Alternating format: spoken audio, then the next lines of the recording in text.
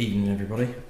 It is Monday the 14th of March, I think. I can never remember the dates. You'd think I'd have sorted it out by now. But yes, it is Monday, and it is time to do a couple of drams to give myself a head start. And I'd completely forgotten yesterday, when I was doing the Diedenacke, that it was actually dram number 50. I'd hit the half century. So yes, we are ticking along quite nicely. Thank you very much. So we'll do another couple tonight, another couple again really generously donated by Tobias, who is you can see now, and following the first couple of videos that I've done, he's then actually given me some indication that he might even be able to send some more. The guy is just legendary. He's absolutely fantastic. And it sounds like it's going to be equally unusual stuff as we've got at the moment. So we will crack on with the third and fourth of the six that he sent across. So the first one we're going to do is this one here, which will mean nothing because it's in a plain bottle and you can't see any labels or anything. It normally looks like this. It's called Franciscan Deluxe Blended Scotch Whisky Abbott's Reserve. Now I couldn't really find a lot of information on this. It is a blended whisky released by a company called Worldwide Distillers, and they are based in Madrid. They do a vodka and a gin, I think was the other one as well, on their website. Never heard of it, never heard of them. I'm assuming that they are pretty big in Spain and probably in mainland Europe as well.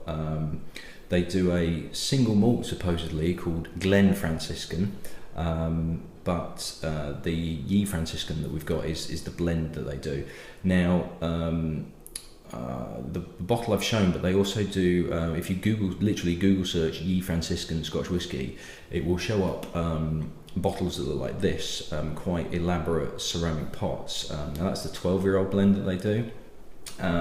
But it's one of those where if you saw that on a shelf, you'd be thinking, blimey, that looks impressive and potentially quite rubbish at the same time as well. So anyway, in terms of the whisky itself, I've been trying to find some more information about it, and the only information that I can get is literally from the Worldwide Distillers website themselves, but it makes for slightly interesting reading, partly due to marketing and partly because it gives a sort of clue as to what might be in it. I will read from their website while I pour. Franciscan Scotch Whisky is a luxurious and well-rounded blended Scotch whisky. Well, you would expect them to say that. Produced in a distillery on the Moray Firth in the northeast of Scotland. Now, here's a map of the Moray Firth, and it's that bit above the Speyside region where it kind of that triangle that goes in towards Scotland that basically points to Inverness. Now, here's another map which I basically, on a Google map, did Moray Firth distilleries.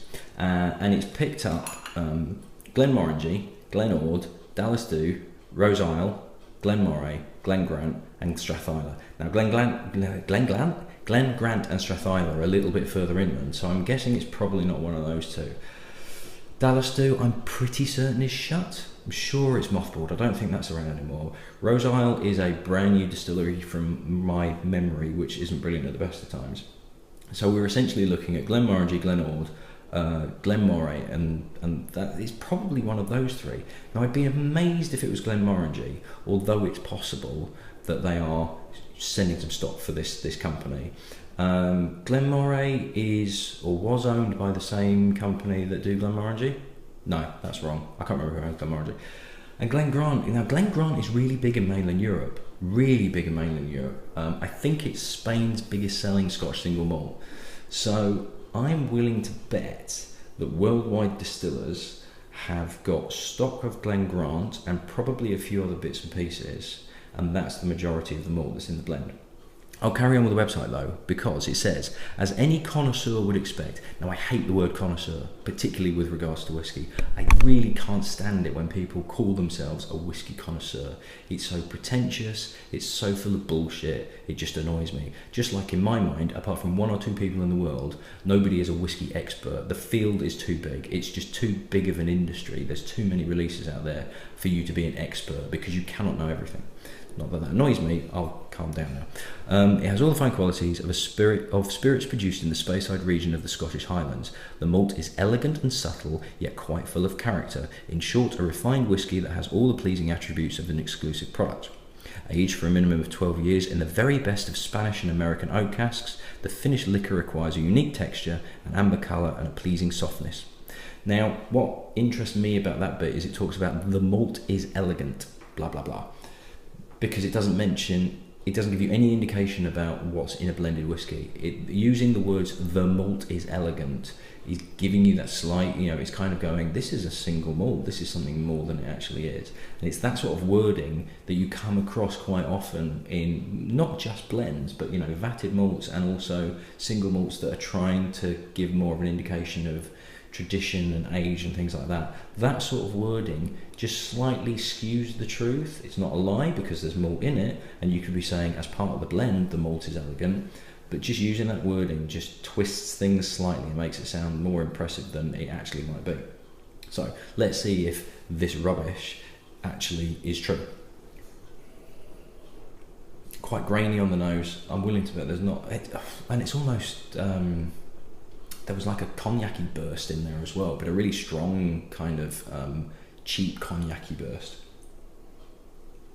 Yeah, I wouldn't say there's a huge high percentage of malt whiskey in this.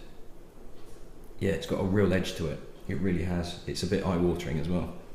This is a 40%, so it smells harsher, and it's not an alcohol harshness. It's a lot of the grain that's in there.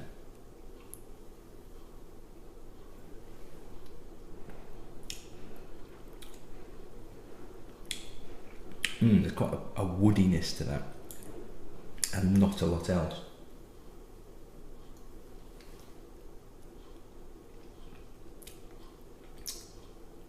Yeah, it's harsh. It's very grainy. It's not metallic, but there's a real. If you've been holding 1p's and 2p's, like copper coins in your hands, and then you put them back in your pocket and you lick your fingers and it's like, oh, shouldn't have done that. It's really quite harsh. There is an underlying sweetness in there, but it tastes a bit like an artificial caramel sweetness.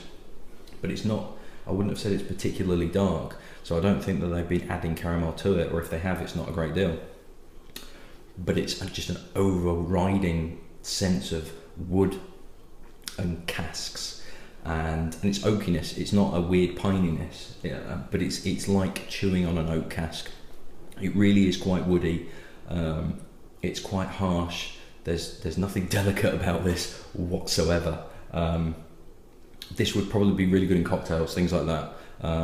If you like your whiskies with Coke or ginger ale or anything like that, and you want an edgy whiskey to kind of cut through that, but on its own, it's not great, unfortunately, to bias. I don't know whether you sent me these and these are your 6 absolute favourites in the world, but this one is not a great whiskey, to be perfectly honest.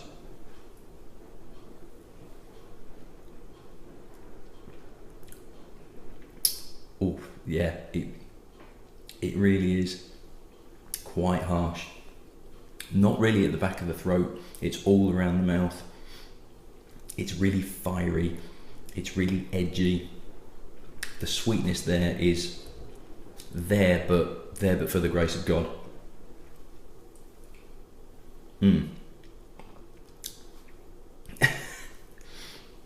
That is a struggle. That really is. That is, to me, I would consider a cheap whiskey. It tastes like what I would think if I saw a bottle of whiskey on the shelf for like 10 quid a bottle, or a supermarket's basics range or something like that. And I'm probably doing that a huge disservice. And I'm really hoping that this isn't Tobias's all-time favourite whiskey, because it's been absolutely fantastic and I wouldn't want to piss him off. But that is, that's not a great whiskey at all. Mixing with cocktails, that sort of thing, it will probably do you absolutely fine, but you need to mix stuff with it to counteract the edge that's in there. It's dried my mouth out, it's made my mouth really chewy. Not great. unfortunately. But it's another one off the list. It's an education. It's very interesting to try something I've never had before. I'd love to know how much this is. I couldn't actually find a price on the net, particularly in the UK. But I can imagine it's probably not that expensive. Still, it was good to have it. The next one I'm very much looking forward to, and if you know your whiskies, and if you've ever heard of a whiskey called Loch Do, then the next one will be very, very interesting for you. But that is tomorrow, okay? So I'll see you at the next one. Cheers.